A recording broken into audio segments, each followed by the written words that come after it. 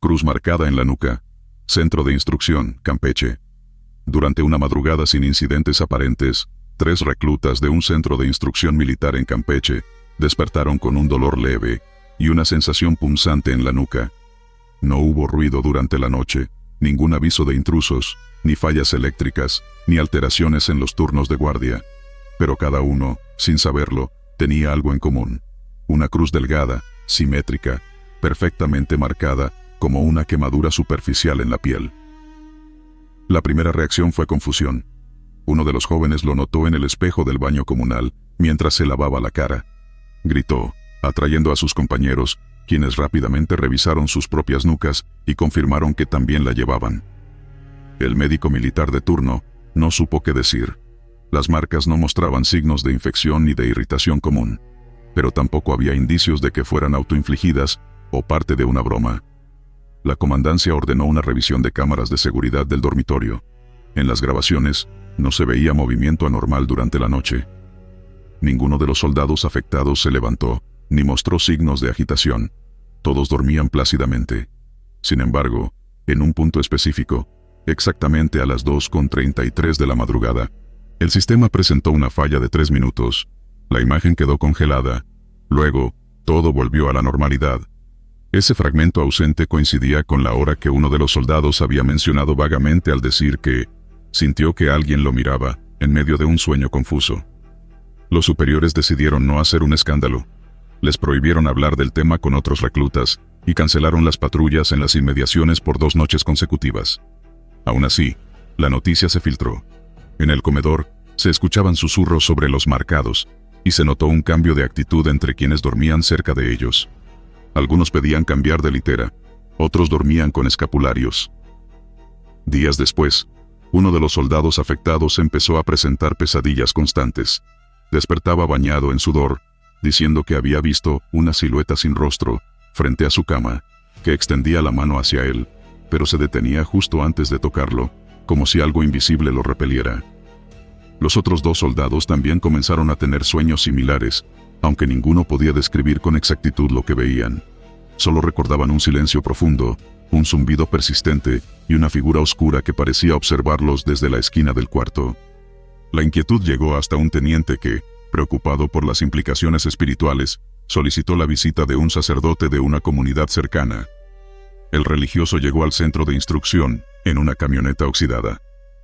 Al ver las marcas, palideció. No preguntó mucho. Tocó las nucas de los jóvenes, y en voz baja, dijo una frase que puso los pelos de punta a los presentes. Esto no es obra de hombres. Alguien, o algo los protegió de algo peor. La afirmación dejó a todos en un silencio incómodo. El sacerdote pidió permiso para bendecir el dormitorio donde habían ocurrido los hechos. Durante la ceremonia improvisada, varios soldados aseguraron haber sentido una corriente fría, aunque la noche era calurosa. Uno incluso juró haber visto una sombra moverse por debajo de la puerta cerrada. Los días pasaron. Las marcas en la nuca comenzaron a desvanecerse lentamente. Primero perdieron el color rojizo, luego se desdibujaron hasta quedar como un leve contorno grisáceo, y finalmente desaparecieron sin dejar rastro. Ninguno de los 3 soldados volvió a tener pesadillas desde entonces. Sin embargo, algo en ellos cambió. Se volvieron más callados, más distantes. Uno pidió su baja voluntaria pocas semanas después, argumentando motivos personales. Otro fue transferido a otro batallón. El último continuó, pero evitaba dormir en el mismo dormitorio, pidiendo constantemente ser asignado a guardias nocturnas. Años después, uno de los soldados que estuvo presente en aquel centro de instrucción relató el caso en una charla informal con un investigador de fenómenos paranormales. Su testimonio fue grabado, aunque pidió que no se revelara su identidad. En la cinta, su voz temblorosa describe detalles que nunca se mencionaron en los reportes oficiales. Que las camas de los marcados amanecieron con la sábana perfectamente estirada, sin una sola arruga, y que un olor a incienso invadía el lugar al amanecer. El testimonio terminó con una reflexión breve.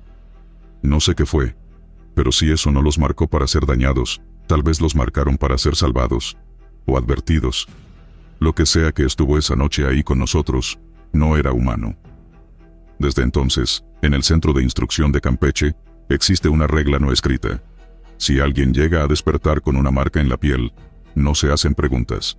Solo se llama al sacerdote. Y se espera que, como aquella vez, no regrese lo que intentó cruzar esa noche. Pared que se estira. Base de entrenamiento, Oaxaca. La base estaba asentada entre cerros cubiertos de neblina, aislada de todo. Los días transcurrían con entrenamientos duros, bajo el sol de plomo, y con el eco de las órdenes rebotando entre las barracas. Pero fue en el comedor donde empezó lo que nadie pudo explicar con lógica. Todo comenzó una tarde en que la temperatura bajó de forma inusual, justo cuando el sol empezaba a desaparecer entre los pinos. El comedor, un salón de concreto con mesas metálicas y ventiladores colgando del techo, se volvía sofocante a esa hora, pero ese día no. Los soldados lo notaron. El aire era denso, más pesado. Los cuchillos y tenedores estaban más fríos que de costumbre, incluso tras haber sido lavados con agua caliente. El cocinero encargado, un hombre ya mayor al que todos apodaban el abuelo, fue el primero en percibir algo raro. Mientras movía una olla de arroz, se detuvo de golpe. Nadie más en la cocina notó el cambio, pero él se quedó mirando fijamente una sección de la pared trasera, como si esperara que algo saliera de ahí. Luego dijo, en voz baja, que la pared parecía moverse, como si respirara. Los demás se rieron, lo atribuyeron a su edad o al calor. Pero al día siguiente, otro recluta, al salir de su turno de limpieza, se acercó a esa misma pared. Su escoba había rodado hacia la esquina, y al estirarse para alcanzarla, notó algo extraño. Al posar la mano sobre el concreto, este cedió ligeramente, como si estuviera tocando algo con textura de piel tensa. Retiró la mano de inmediato. Lo comentó en la mesa esa noche, esperando burlas. Pero nadie se rió. Todos lo miraron, serios. Al tercer día, durante la hora de descanso, un grupo decidió comprobarlo. Se acercaron en silencio. No había ventanas ni rendijas cerca, solo el muro, macizo y sin señales aparentes. Uno de ellos, más atrevido, puso su palma sobre el cemento. Sintió un leve calor. Otro se acercó con una linterna y enfocó la superficie. Allí notaron lo que describieron como un latido sutil. No era algo visual, sino más bien algo que se sentía al tocarlo, como un pulso. Esa noche nadie quiso dormir solo. Un sargento ordenó que dejaran la zona del comedor cerrada, hasta nuevo aviso. Al día siguiente, un teniente tomó cartas en el asunto. Fue a revisar personalmente, acompañado por 2 elementos de guardia. Entraron con linternas y grabadoras. Durante la inspección, uno de ellos colocó una regla contra la pared. Marcó el punto exacto donde empezaba la anomalía. Se alejaron, contaron los segundos y regresaron. La marca había subido unos milímetros. Decidieron instalar una cámara en esa esquina. No era la más moderna, pero bastaba para grabar durante toda la noche. A la mañana siguiente, revisaron las imágenes. Alrededor de las 2, justo cuando la base estaba en completo silencio, la cámara captó un fenómeno escalofriante. La pared se expandía, lentamente, como si algo detrás de ella empujara. Luego se contraía. El movimiento era imperceptible al ojo humano, pero evidente al acelerar el video. Lo alarmante vino después. En el segundo clip de la madrugada, por un par de segundos, se distinguió una silueta. Algo traslúcido, como si el concreto hubiera perdido consistencia. Parecía un rostro deformado, apenas visible, que empujaba hacia afuera. No tenía ojos ni boca, solo la impresión de que algo quería salir. Los mandos superiores fueron informados. Algunos propusieron demoler esa parte del comedor, pero la orden final fue más conservadora. Sellarla. Llevaron placas gruesas de acero y soldaron toda la pared. Desde entonces, nadie volvió a acercarse mucho a esa zona. Pero los sonidos no se detuvieron del todo. Cada cierto tiempo, sobre todo cuando cae la tarde y el viento baja del cerro, se escucha un golpeteo leve. Como si algo tocara desde dentro. Como si la cosa, lo que sea que viva entre el concreto aún respirara, esperando otro atardecer para intentar salir. Los soldados nuevos siempre preguntan por qué esa parte del comedor tiene placas metálicas, y los veteranos evitan responder. Solo el abuelo, el cocinero original, sigue diciendo en voz baja que algo no terminó de salir, y que mientras el sol caiga por ese lado del cerro, la pared seguirá latiendo. Nadie volvió a comer tranquilo en ese lugar. Las mesas más cercanas a la pared sellada quedaron vacías desde entonces. Y cada vez que se rompe un plato, o alguien escucha un golpe sin explicación, todos miran en la misma dirección, conteniendo el aliento. Porque aunque la pared está cubierta, Todos saben que sigue viva. Y lo peor es que parece tener paciencia. Archivo que aparece en blanco. Oficina de Inteligencia, Ciudad de México. La noche en que el informe desapareció, no hubo señales de forzamiento en la caja fuerte. Ningún sensor activado, ninguna cámara captó movimientos sospechosos.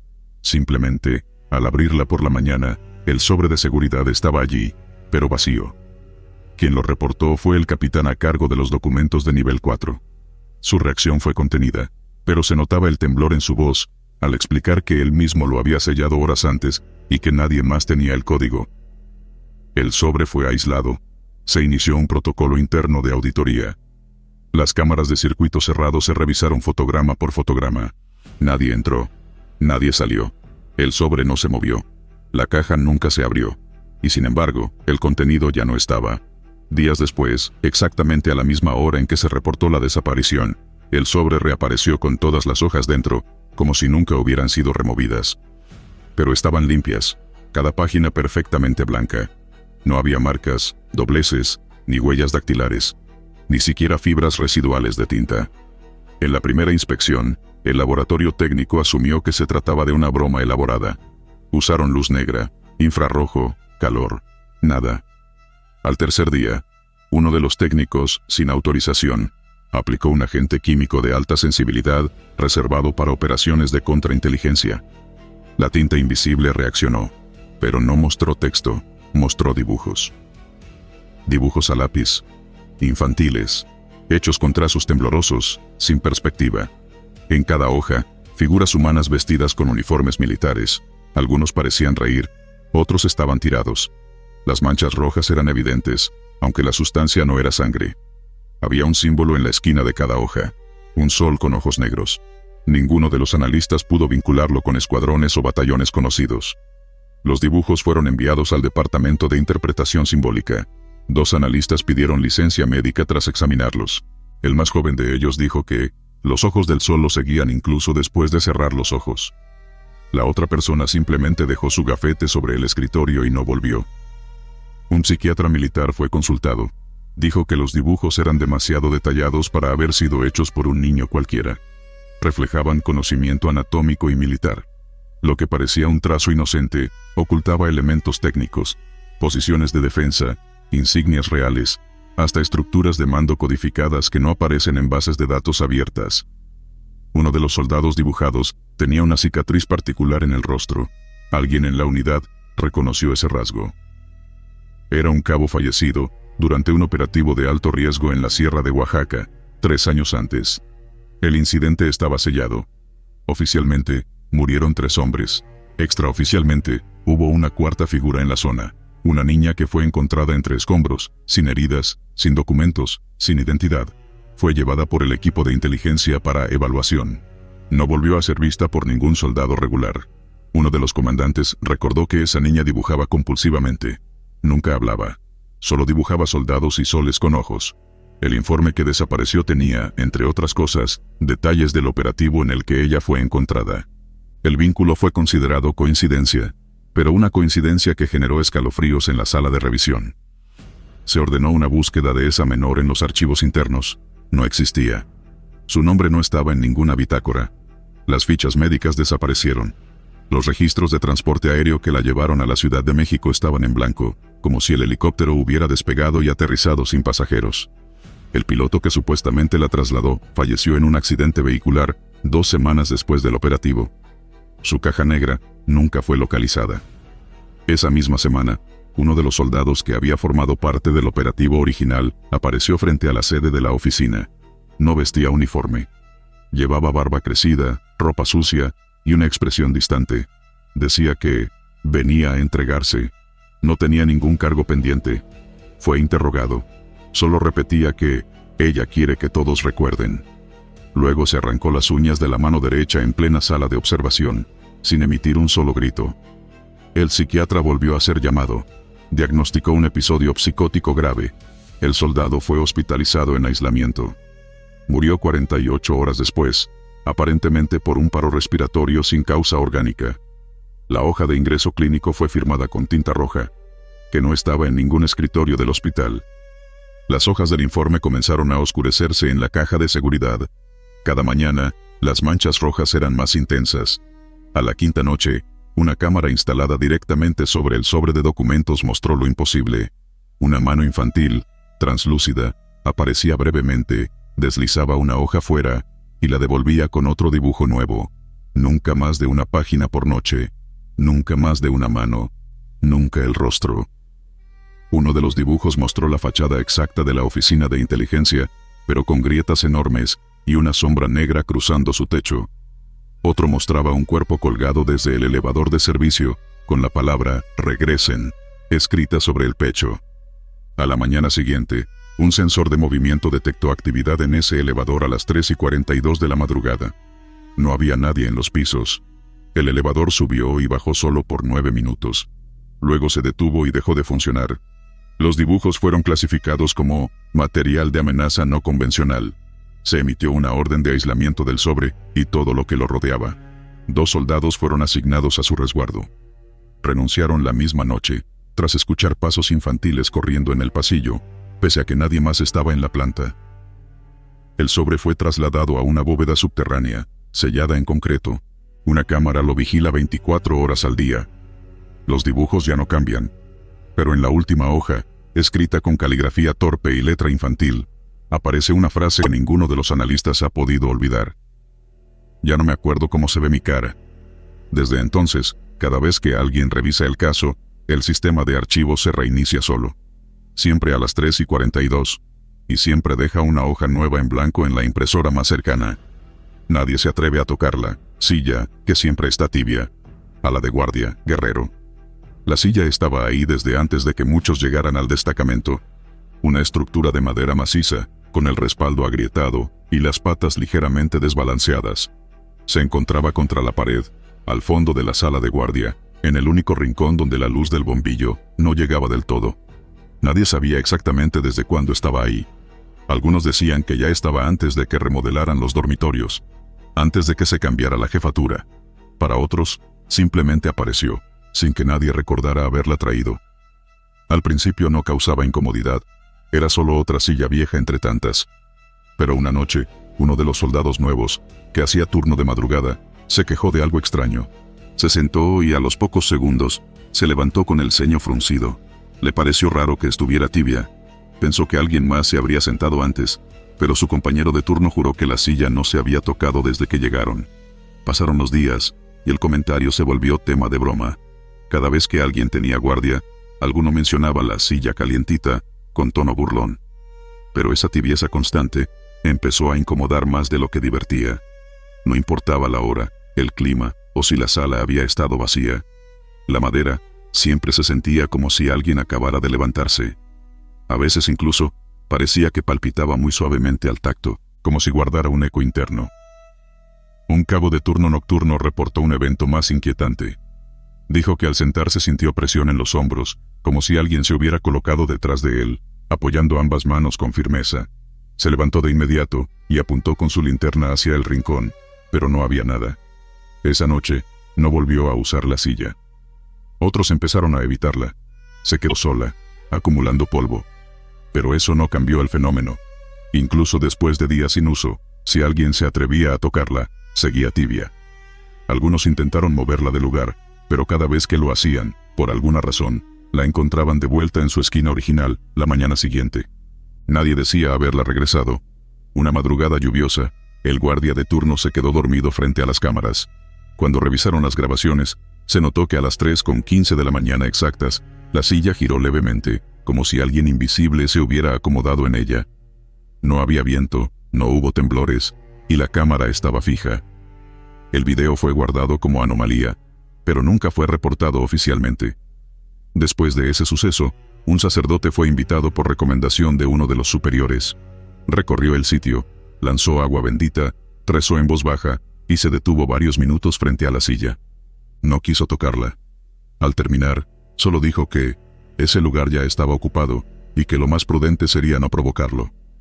Nadie entendió del todo lo que quiso decir, pero no se volvió a hablar del tema. El fenómeno no se detuvo. Con el paso de las semanas, se hizo evidente que la silla respondía a ciertas cosas. Si alguien la miraba fijamente por mucho tiempo, empezaba a crujir levemente. Una vez, uno de los soldados nuevos decidió grabarla con su celular durante toda la noche. En la grabación, alrededor de las 2 de la mañana, una sombra cruzó brevemente frente al lente. No hubo pasos, ni puerta abierta, pero la sombra era nítida, como la de una persona erguida, delgada, con los brazos a los costados.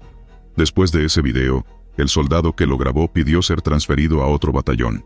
Decía que no podía dormir sabiendo que eso seguía sentado ahí, esperando algo.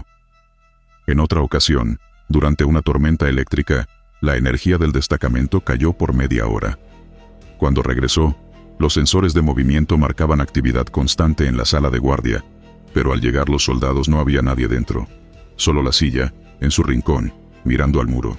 Algunos afirmaron que la temperatura del lugar era más baja que el resto del edificio, excepto donde estaba la silla, que se sentía incluso más cálida que de costumbre, como si hubiera sido ocupada recientemente. Una noche, un soldado que se atrevió a sentarse, lo hizo como parte de una apuesta. Lo grabaron con un celular para que todos vieran que no pasaba nada. Se rió, bromeó, y permaneció ahí por 15 minutos. Luego se levantó, aparentemente sin consecuencias. Pero al día siguiente, empezó a quejarse de sueños extraños. En todos ellos, estaba sentado, sin poder levantarse, mientras alguien detrás le susurraba palabras que no entendía al oído. A la semana comenzó a hablar dormido. En una ocasión, su compañero de dormitorio lo despertó porque repetía en bucle: "Ya viene, ya viene, ya viene". Fue llevado a consulta psicológica y diagnosticado con trastorno del sueño. Nunca relacionaron oficialmente su condición con la silla, pero él sí. Dijo que desde que se sentó, sentía que alguien lo observaba en todo momento. Finalmente, el alto mando ordenó mover la silla a una bodega de almacenamiento. La colocaron dentro de una jaula metálica, sin contacto directo con otras cosas. Sin embargo, las cámaras de esa bodega comenzaron a presentar interferencias justo en el pasillo donde se encontraba. Las grabaciones salían con líneas negras, y el sonido captado tenía un zumbido persistente, como un susurro prolongado que no correspondía a ninguna voz humana. Con el paso del tiempo, la actividad disminuyó, pero nunca desapareció.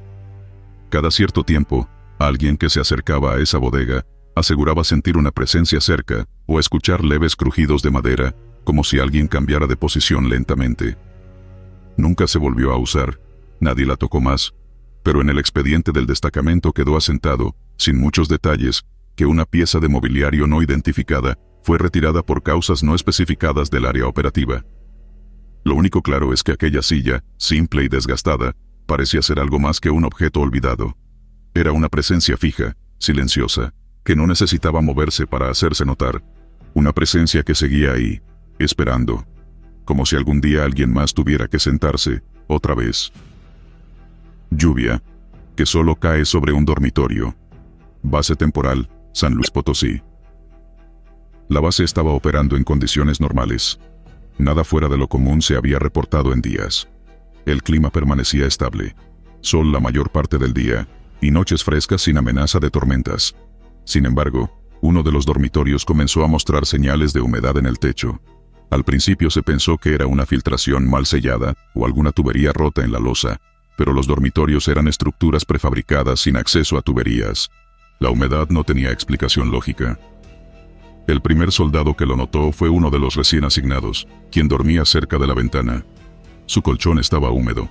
Al mover la cama y revisar el techo, cayeron 3 gotas de agua, sin que hubiera goteras visibles. Esa noche, él y los demás notaron el sonido persistente de gotas cayendo sobre el techo, como si lloviera fuerte. Al salir, el cielo estaba completamente estrellado. Las otras barracas estaban secas. El comandante de turno revisó el sitio personalmente. Subió con una linterna al techo de esa estructura y encontró la superficie mojada. Solo esa. El agua escurría por los bordes, pero al caminar 3 metros hacia la siguiente barraca, el piso estaba seco como polvo. No había neblina, no había rocío. Al día siguiente, se pidió apoyo a ingeniería para una inspección técnica. Midieron la humedad relativa del aire dentro y fuera del dormitorio, compararon temperaturas y hasta tomaron muestras del agua que goteaba. El análisis inicial mostró que no era agua de lluvia reciente, sino agua estancada, como si proviniera de algún sistema cerrado. Pero eso no era posible. No había cisterna, ni tinaco, ni sistema de riego cerca. Uno de los suboficiales, con más años en la base, recordó en voz baja que ese dormitorio había sido evacuado un mes antes. Un soldado había muerto en ese espacio por un paro cardiorrespiratorio durante la noche. Lo encontraron con los ojos abiertos y los puños cerrados. Dijeron que su cuerpo estaba completamente frío a pesar de que esa noche no había bajado la temperatura. La noche siguiente, el fenómeno continuó. Incluso cuando se instalaron lonas plásticas sobre el techo, para ver si algo caía desde arriba, las gotas comenzaron a formarse debajo de las lonas, como si se manifestaran directamente en la lámina. Las camas estaban cada vez más mojadas, y los soldados dormían inquietos, despertando con escalofríos o pesadillas en las que escuchaban golpes en el techo. Un soldado en especial, que dormía en la litera más cercana a la puerta, reportó haber visto algo más. Dijo que, al despertar por el sonido del agua, notó que en la ventana empañada, alguien había trazado con un dedo una palabra. Aquí nadie más la vio, porque al buscarla después, ya había desaparecido. Se colocó una cámara de visión nocturna en una de las esquinas. La grabación captó un fenómeno que, hasta el día de hoy, permanece sin explicación. Aproximadamente a las 3 de la madrugada, las gotas comenzaron a caer del techo, pero sin causa visible. No se veía agua formándose en el material. Simplemente aparecían en el aire, a 1 centímetro de la superficie, y caían en línea recta, como si el espacio tuviera su propia nube invisible. Esa misma noche, otro soldado despertó empapado, y fue llevado a enfermería por hipotermia leve. A pesar de que la temperatura ambiente era templada, su ropa estaba fría como si hubiera sido sumergida en hielo. Se solicitó a Meteorología Militar un informe detallado. Confirmaron que no había precipitación en un radio de 20 kilómetros. Las imágenes satelitales mostraban un cielo completamente despejado. En un intento por detener el fenómeno, se desplazó al pelotón completo a otro dormitorio. La estructura quedó vacía, pero se dejó una cámara encendida. Durante las siguientes 2 noches, el sonido de la lluvia persistió. Sin personas dentro, se escuchaban pasos suaves, como de botas mojadas recorriendo el pasillo. La cámara captó pequeñas salpicaduras en el suelo. Uno de los oficiales, escéptico, decidió entrar con una grabadora en mano. Registró 30 minutos dentro, en silencio. Al salir, notó que su ropa estaba húmeda solo en la espalda. Al revisar la grabación, en el minuto 12 se escuchaba con claridad una respiración entrecortada justo detrás de él. Fue cuando solicitaron a un capellán que se encontraba en una base cercana. Llegó 2 días después. Entró solo con un pequeño rosario en la mano. Pasó alrededor de 15 minutos en el interior. Al salir, simplemente dijo que no se trataba de algo maligno, sino de una presencia estancada, como si algo o alguien no supiera que había muerto. Tras una breve ceremonia y la lectura de un salmo, el sonido cesó. Las gotas dejaron de caer esa misma noche. La estructura fue revisada una vez más por los técnicos. No hubo rastros de humedad nuevos. Las sábanas secaron por completo. El ambiente, que antes era gélido sin explicación, volvió a estar en equilibrio. Semanas después, un recluta que jamás había estado en esa barraca fue asignado allí, tras una reorganización. No conocía la historia. Sin embargo, pidió su cambio voluntario tras 2 noches, alegando que tenía pesadillas constantes donde despertaba ahogado, con la sensación de estar sumergido. El expediente de ese fenómeno quedó archivado como un evento ambiental anómalo, sin causas meteorológicas registradas. Pero en los registros extraoficiales, dentro de las bitácoras que solo circulan entre comandantes con más años en servicio, hay una nota escrita a mano. No es la lluvia, es quien la necesita. Desde entonces, nadie más ha dormido en ese dormitorio. Aunque la estructura permanece en pie, sirve solo como almacén improvisado. Cada cierto tiempo, uno que otro soldado dice escuchar un goteo tenue al pasar cerca, pero nadie se detiene a comprobarlo. Quienes vivieron esa semana saben que no era el agua lo que caía, sino algo más que intentaba quedarse. Mochila que nadie reclama. Campo de instrucción, Veracruz. El patio de formación amaneció como siempre, tierra roja compacta, el asta ondeando a media luz, y los reclutas trotando entre la neblina leve. Pero esa mañana, algo desentonaba. Junto a las gradas, estaba de pie una mochila militar, bien colocada, con las correas cruzadas hacia adelante, como si alguien la hubiera dejado con cuidado. No había huellas a su alrededor. El cabo Ávila fue el primero en notarla, y detuvo el entrenamiento con un gesto seco. Todos giraron al instante. El sargento de patrulla avisó a la torre de vigilancia. Revisaron las cámaras, retrocediendo cuadro por cuadro, desde la madrugada hasta la noche anterior. En ningún momento se captó movimiento en ese punto. Solo un salto en la imagen, un parpadeo mínimo. En un segundo no había nada. En el siguiente, la mochila estaba ahí, exactamente donde ahora la veían. Se activó el protocolo de aislamiento. Se colocó un cordón de seguridad naranja, y 4 elementos con trajes de protección química se acercaron. Nosotros observábamos desde la distancia mientras levantaban el objeto. Era más pesada de lo normal. Tenía una línea de lodo húmedo en un costado, como si acabara de posarse allí. La abrieron en una carpa temporal bajo supervisión del mayor Cárdenas. Cortaron el cierre, tomaron muestras, y lo primero que sacaron fue una fotografía tipo Polaroid. 8 soldados posaban frente a una línea de árboles. Usaban uniformes similares a los nuestros, pero con un parche ya fuera de uso desde hace más de 20 años. Todos tenían los ojos tachados con tinta negra. Había más de 30 imágenes, algunas en blanco y negro, otras en color, todas con soldados desconocidos, todos con los ojos marcados.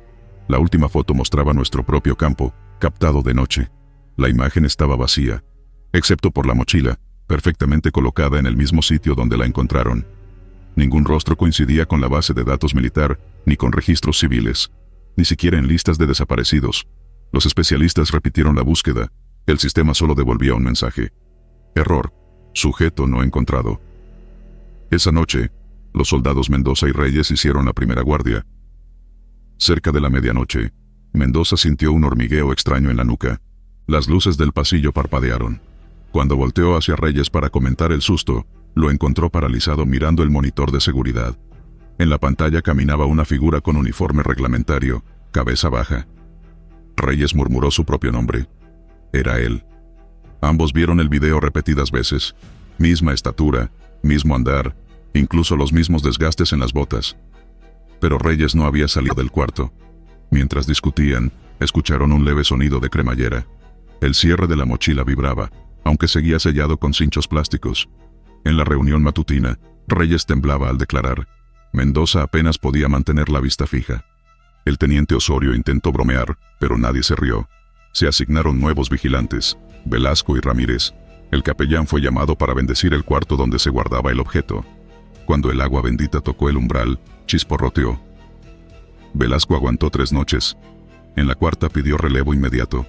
Decía que la mochila susurraba su nombre con una voz profunda, que no viajaba por el aire, sino por los huesos. Ramírez se burló. Hasta que encontraron una nueva foto sobre el resto. Velasco inclinado sobre la mochila, con los ojos tachados.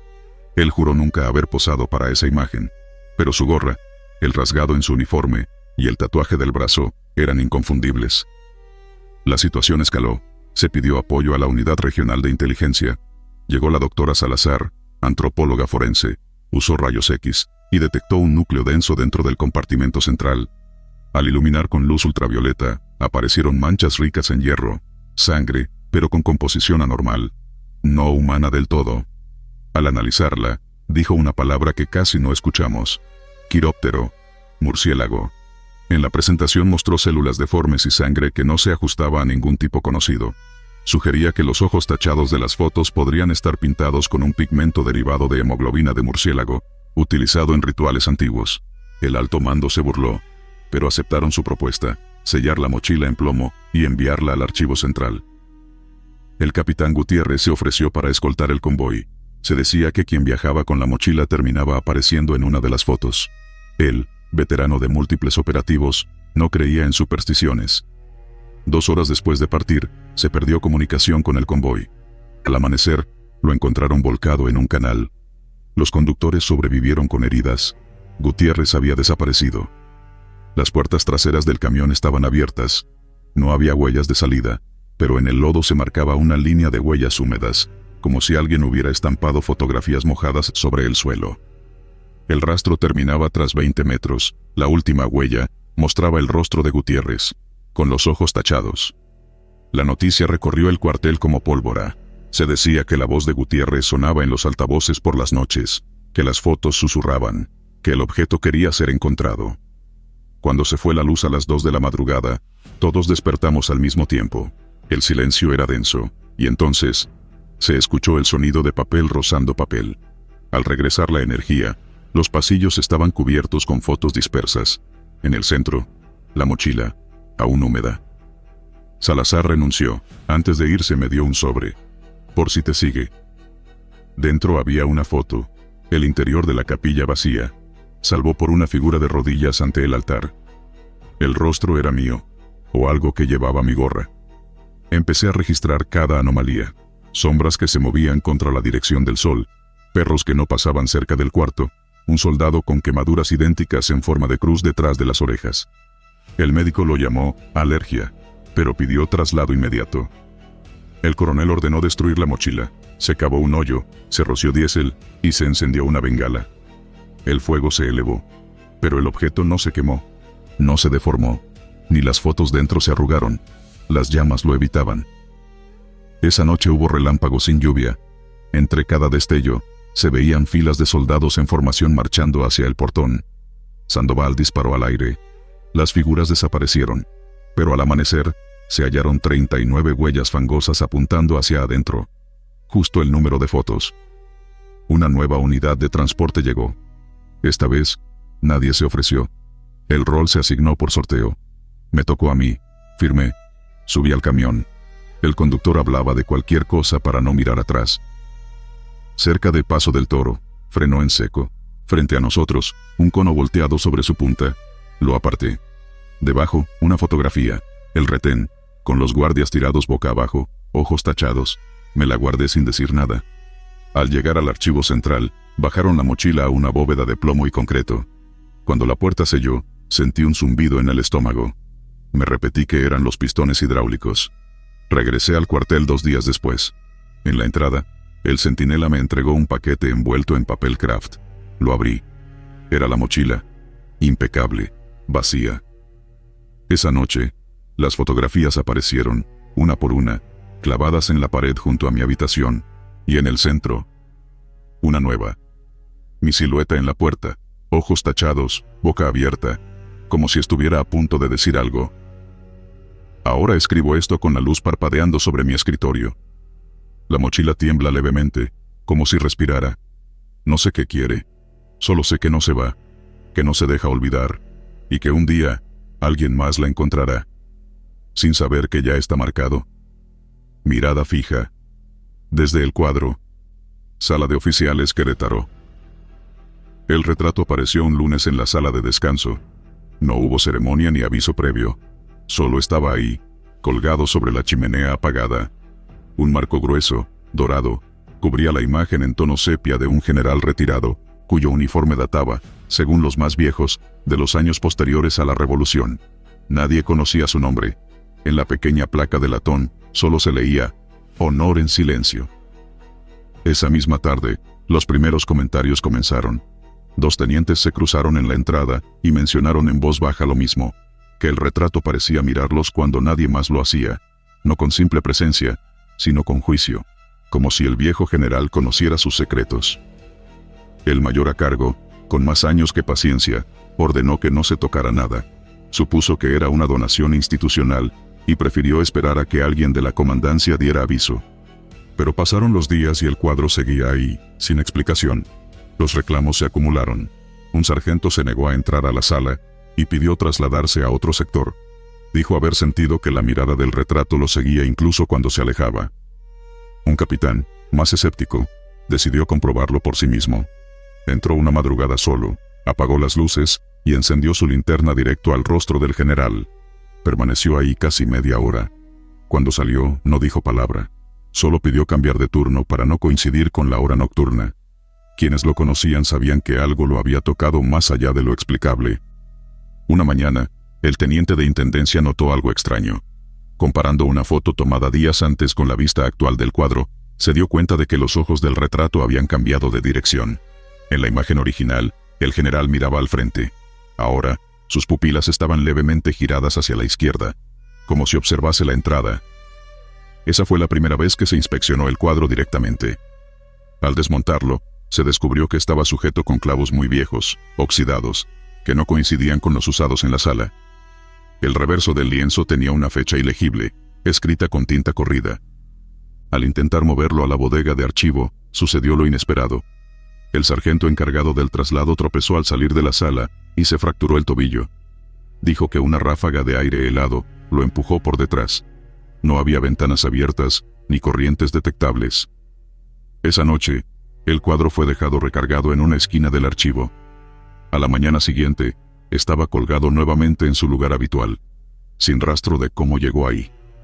La cámara de vigilancia interna, que cubría parte del pasillo, no mostró movimiento alguno, ni personas, ni sombras, ni sonido. Los oficiales comenzaron a evitar la sala. Se organizó una junta para decidir qué hacer, pero no se llegó a un acuerdo. Algunos proponían destruir el cuadro, otros, enviarlo a un museo.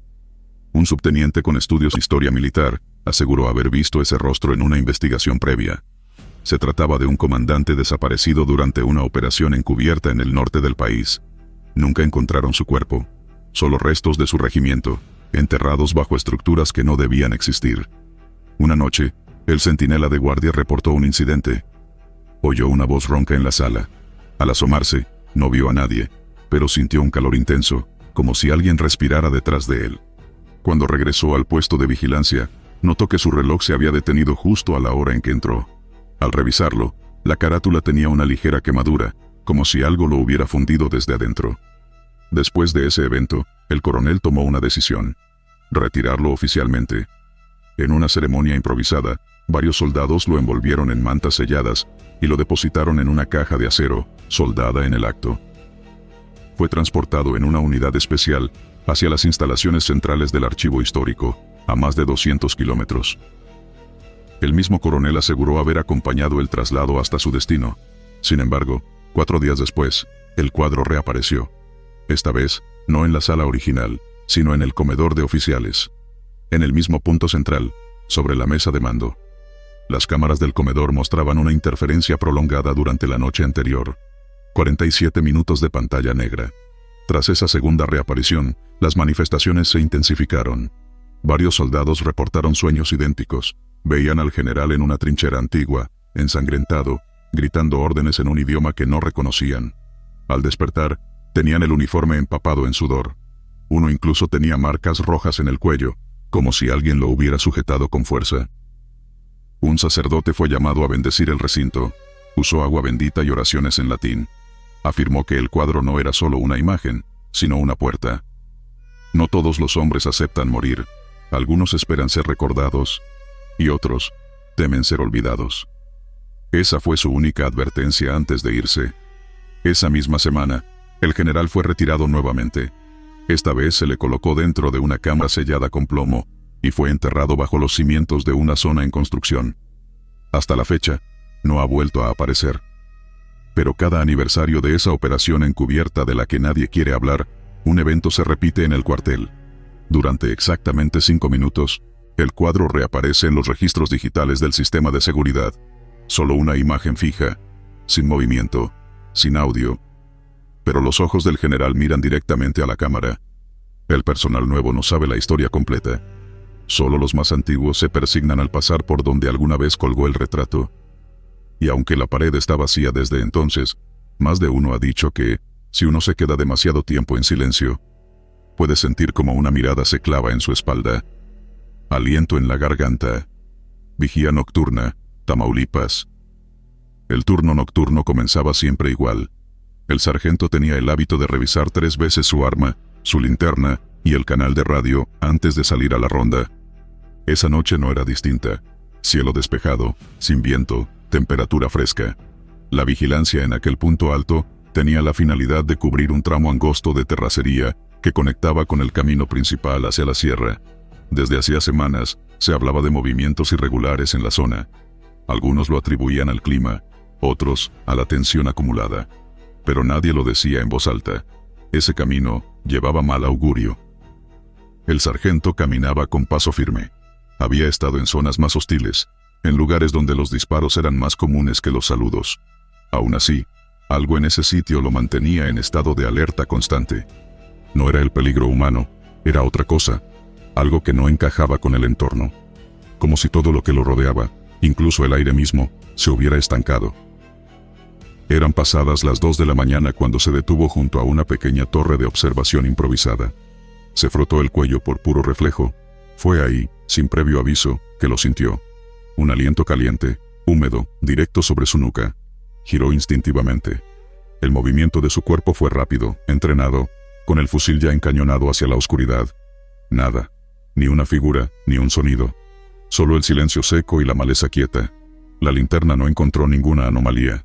Sin embargo, lo que lo hizo retroceder no fue lo que vio, sino lo que escuchó. En su auricular, conectado a su cámara corporal, surgió un leve crujido, seguido de una frase que no parecía humana, pero era inteligible, como si alguien estuviera apenas a centímetros del micrófono. «Ya viene». Sintió un escalofrío que le recorrió la espina dorsal.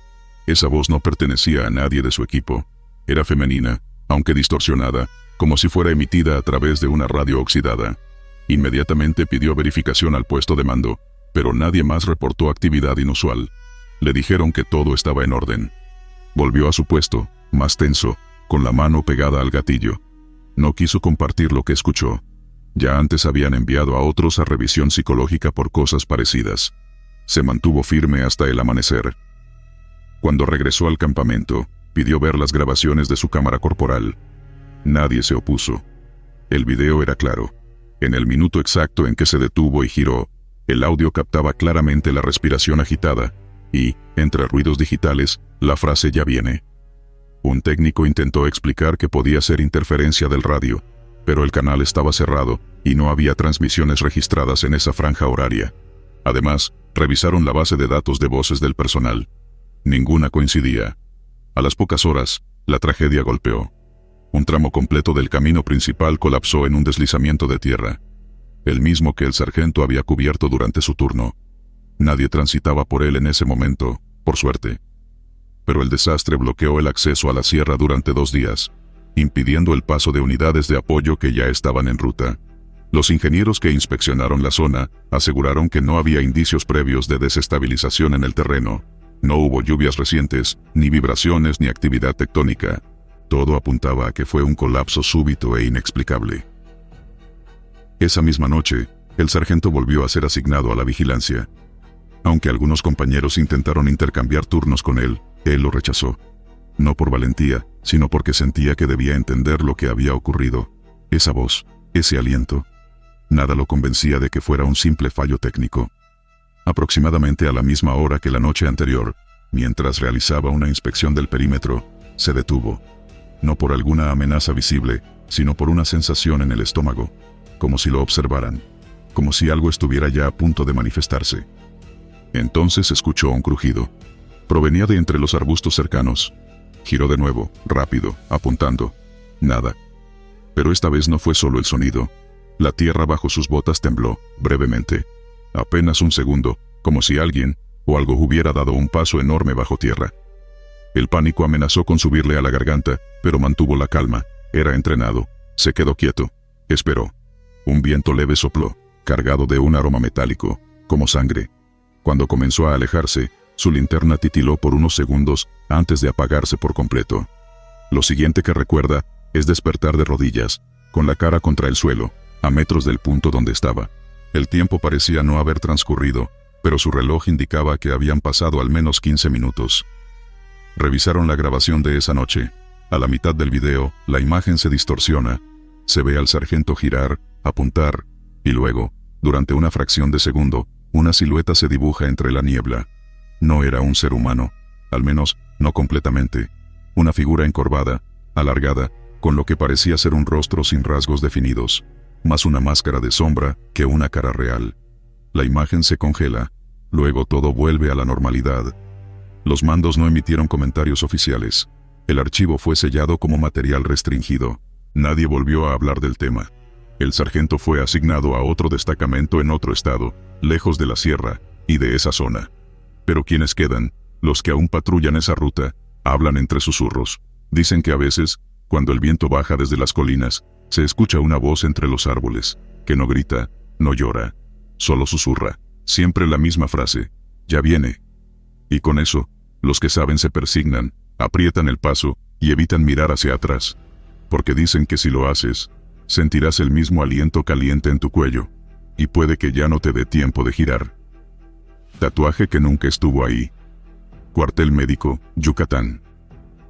La madrugada del 8 de septiembre, a las 4:12, un soldado de infantería ingresó al área médica del cuartel regional en Yucatán, con signos evidentes de shock.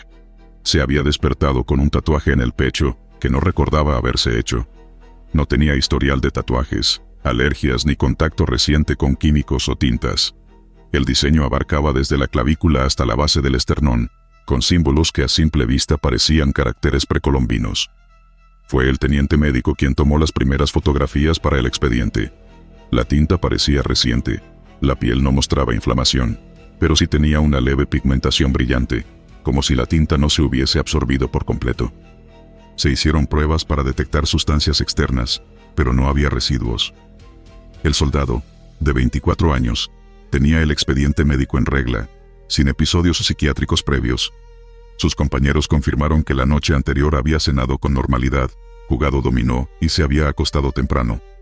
No se reportaron ingresos no autorizados a la zona de dormitorios, y las cámaras no captaron movimientos anormales. Aún así, el tatuaje había aparecido sin intervención visible. La inscripción fue enviada de inmediato a revisión del Archivo Antropológico Militar en Campeche. El primer informe llegó por la tarde. Se trataba de glifos mayas. Según la transcripción ofrecida por un consultor externo, la frase traducía literalmente Cux Canal Tzakbal, que en interpretación contextual significaría cargador de almas ajenas. Esa frase encendió las alertas. El soldado fue trasladado temporalmente a un cuarto en aislamiento. Los exámenes físicos continuaban siendo normales, pero empezó a reportar pesadillas. En ellas, veía cuerpos que no reconocía, algunos con uniformes antiguos, otros sin rostro. Decía que se le acercaban en fila, uno a uno, y le susurraban algo en un idioma que no entendía. Pedía cambiar de habitación constantemente. Una noche, un sargento que hacía ronda escuchó golpes desde la habitación aislada. Entró junto con un enfermero. El soldado estaba parado frente al espejo, con los ojos completamente dilatados. Murmuraba en voz baja: «No soy suyo, no soy suyo». El tatuaje brillaba, aunque no había luz directa. Los registros de video de esa noche no mostraron nada inusual, excepto por un fenómeno de distorsión momentánea en el metraje cuando el soldado se acercaba al espejo. Esa grabación fue clasificada y enviada a la capital. Nunca fue devuelta. Al tercer día, el soldado dejó de hablar, comía lo justo, dormía poco. En las cámaras nocturnas se le veía sentado en la oscuridad, mirando fijo a la pared. Nunca encendía la luz. La enfermera de turno comentó que, durante una toma de signos, sintió un escalofrío al tocarle el brazo. Dijo que su piel estaba tibia, pero sentía como si tocara algo enterrado. El tatuaje cambió ligeramente al quinto día. Uno de los símbolos pareció desvanecerse y fue reemplazado por una línea cruzada, como una cuenta marcada. Desde ese día, comenzaron a escucharse voces en el cuarto, incluso cuando el soldado dormía. Las grabaciones captaron un murmullo repetitivo, imposible de limpiar. En los análisis espectrales, las ondas formaban un patrón rítmico, como un canto ritual. El historiador fue llamado nuevamente. Esta vez viajó al cuartel. Llevaba consigo un códice fotocopiado. Al revisar el tatuaje en persona, confirmó que se trataba de una inscripción que había sido utilizada por sacerdotes mayas para designar a quienes transportaban las culpas no redimidas de otros. Se trataba de un rito desaparecido desde el siglo XIV. El soldado fue llevado a una zona de resguardo más profunda. Se solicitó la intervención de un capellán. El exorcismo informal ocurrió sin autorización directa. El religioso dijo que nunca había sentido tanto rechazo al recitar una oración. Al aplicar agua bendita sobre el tatuaje, ésta se evaporó con un silbido leve. Al octavo día, el soldado escribió una nota en su libreta de bitácora. No recordaba haberla escrito. Decía: «Yo los vi. Venían de los pozos. Todos querían quedarse. No soy el último». Esa noche, su temperatura corporal descendió 3 grados sin causa médica. La mañana siguiente, el tatuaje se desvaneció sin dejar rastro. La piel estaba completamente limpia, sin cicatriz, sin pigmentación. Solo quedó una mancha leve, como sombra. Pero no fue el final. 3 semanas más tarde, otro soldado del mismo batallón, en un puesto diferente, reportó un sueño donde alguien le hablaba en maya antiguo. Soñó que se miraba al espejo y tenía un símbolo en el pecho. Fue trasladado preventivamente. Hasta el día de hoy, no hay explicación científica satisfactoria sobre el origen del tatuaje. Las imágenes fueron archivadas bajo clave restringida. El soldado original fue dado de baja voluntaria. Vive en un pueblo cercano a Valladolid, según registros, sin mostrar signos del fenómeno. pero los médicos que lo atendieron aseguran que sus pupilas aún se dilatan en exceso cada vez que ve símbolos mayas. Y en la base, la habitación donde estuvo ha sido clausurada. Algunos afirman que, si uno se queda en silencio al pasar, se escucha un murmullo leve que dice: «Yo los vi, cajón que se abre solo al atardecer». Archivo Histórico Militar, Puebla. Durante casi 3 décadas, el archivo histórico del cuartel de Puebla permaneció sin mayores incidentes. La mayoría de sus pasillos se mantenían en penumbra, ventilados apenas por ventanas altas cubiertas de polvo. Documentos de campañas militares pasadas, registros de soldados y cartas de época dormían en sus cajones, sin llamar la atención de nadie. Fue hasta que se digitalizaron los archivos más antiguos que comenzó a notarse el fenómeno. Uno de los archivistas, el cabo segundo retirado Méndez, encargado del resguardo de material anterior a la década de los 30, fue quien reportó que, cada día, al atardecer, un cajón de uno de los archivadores antiguos, específicamente el número 7S, abría solo. El detalle era preciso.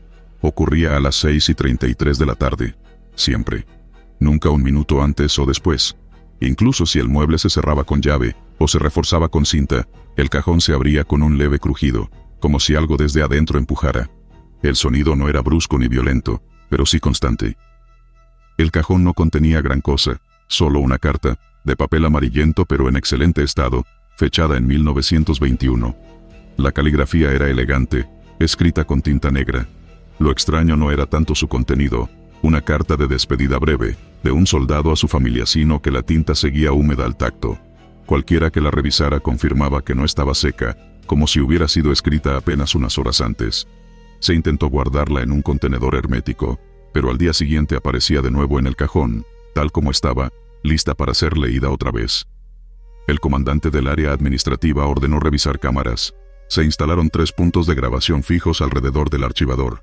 Durante 4 días, las cámaras captaron con claridad cómo el cajón se abría suavemente a la hora señalada.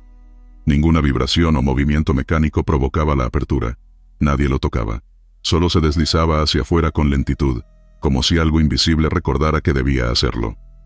La carta fue examinada por personal especializado en conservación histórica. La tinta no correspondía a ningún tipo comercial moderno. Era orgánica, con una base vegetal común a principios del siglo pasado, pero su estado activo era inusual. Una grafóloga indicó que la escritura mostraba signos de temblor, tristeza profunda, incluso desesperación contenida. El texto decía lo siguiente: «Perdónenme. El fuego no me tocó, pero el alma ya no es mía. Desde la cueva, algo salió detrás de mí. No lo puedo arrastrar más. Esto no termina aquí. Nadie debe abrir el cuarto del sótano. Nadie. Ni ahora ni nunca. Con amor eterno. R». No se hallaba firma completa, solo una inicial. Las búsquedas en los registros de 1921 arrojaron coincidencias parciales. Un soldado con apellido Ramírez había desaparecido en una patrulla de montaña ese mismo año. Lo declararon muerto días después, aunque su cuerpo nunca fue encontrado. La zona donde desapareció era cercana a una antigua mina clausurada desde la Revolución. Las notas del escuadrón mencionaban que algunos soldados escucharon ruidos extraños provenientes de una cueva cercana. Uno incluso reportó ver una figura con uniforme caminando hacia los árboles. Pero cuando lo siguieron, no encontraron a nadie. Al descubrir esto, se intentó trasladar el archivador.